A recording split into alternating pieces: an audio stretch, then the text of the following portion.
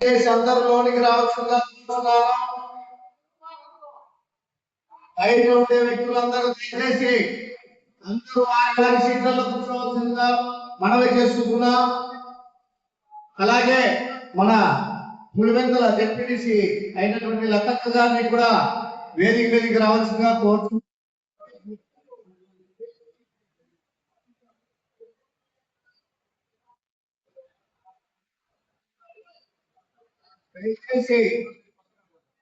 దయచేసి అందరూ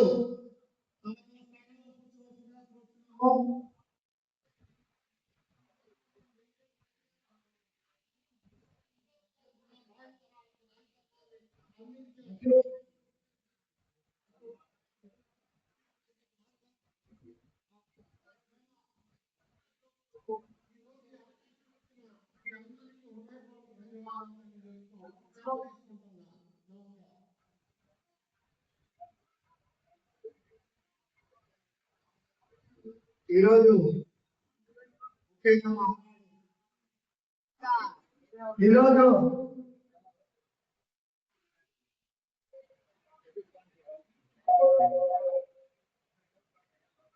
ఇప్పుడు ఒక సామాన్య రైతు బిడ్డగా పుట్టి 45 మళ్ళా ఎన్టీఆర్ తప్ప వేరే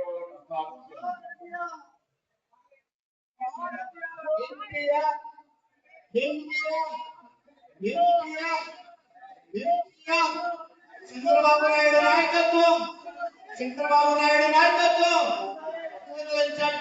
గారి నాయకత్వం, లోకేష్ గారి నాయకత్వం, లోకేష్ గారి నాయకత్వం చేస్తే మీకు తిరుగు ఉండదని మరో ఇప్పటికీ లేదు. ప్రజలపై ప్రేమ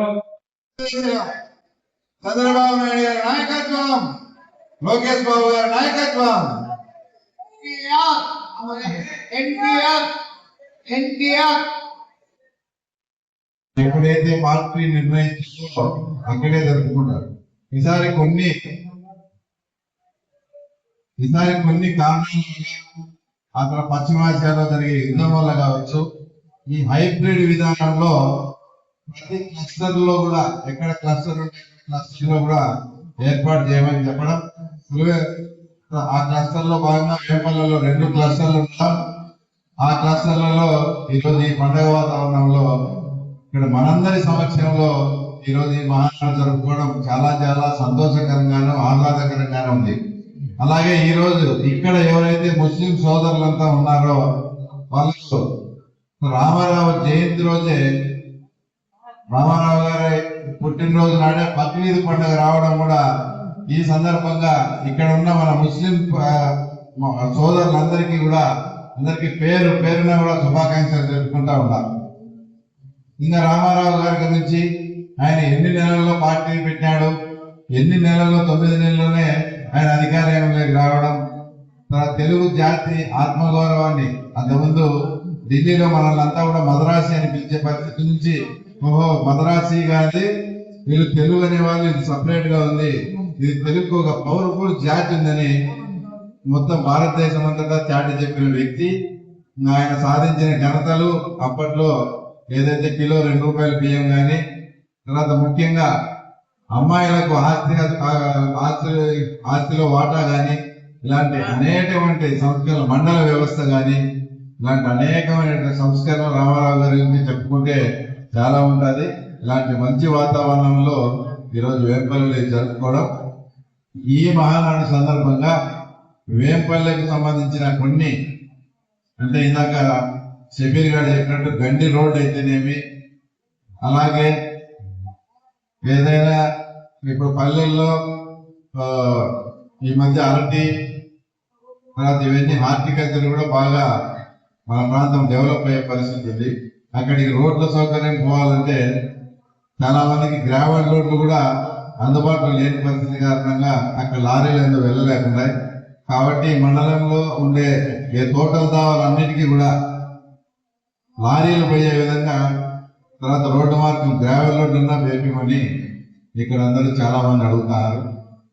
అలాగే ఇక్కడ ఓట్లే వేంపల్లి టౌన్ లో 34,000 అయితే దాదాపు జనాభా ఒక 55,000 నుంచి 60,000 ఉంటుంది. కాబట్టి ఏదైతే పులిందుల కాన్స్టిట్యున్సీలో ఈరోజు అన్నా క్యాంటీన్ ఉంది, అలాంటిది అంత పెద్ద టౌన్ కాబట్టి ఇక్కడ మాకు తప్పకుండా వేంపల్లిలో అన్నా క్యాంటీన్ అనేది పెట్టాలని అందరూ కూడా అడుగుతున్నారు.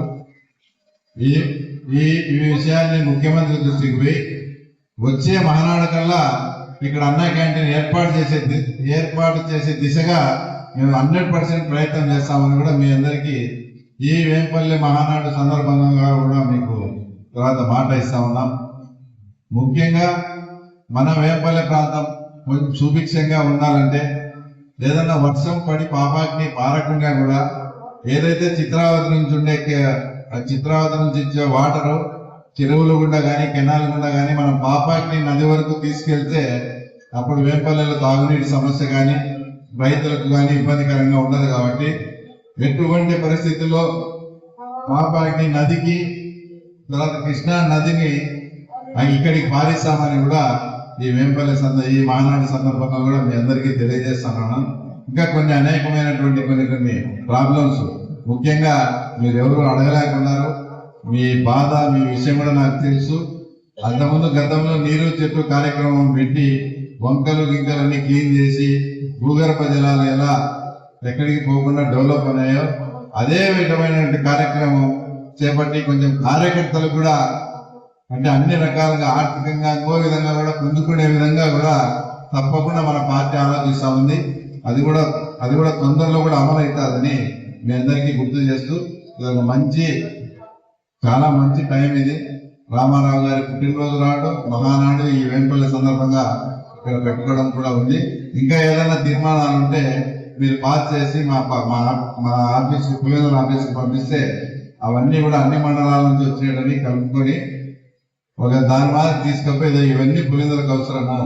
వచ్చే స్థానిక సంస్థల ఎలక్షన్స్ కన్నా ఇవన్నీ పనులు స్టార్ట్ అయితే అప్పుడు మనకు కూడా తెలుగుదేశం పార్టీకి ఒక మంచి రిజల్ట్ కూడా వస్తుందని ముఖ్యమంత్రి గారి దగ్గర చెప్పి పట్టుబట్టి ఇవన్నీ చేయించే బాధ్యత కూడా నేను తీసుకుంటూ ఈ మంచి అవకాశం ఇచ్చినందుకు అందరికీ కూడా థ్యాంక్స్ చెప్తూ సెలవు తీసుకుంటాను.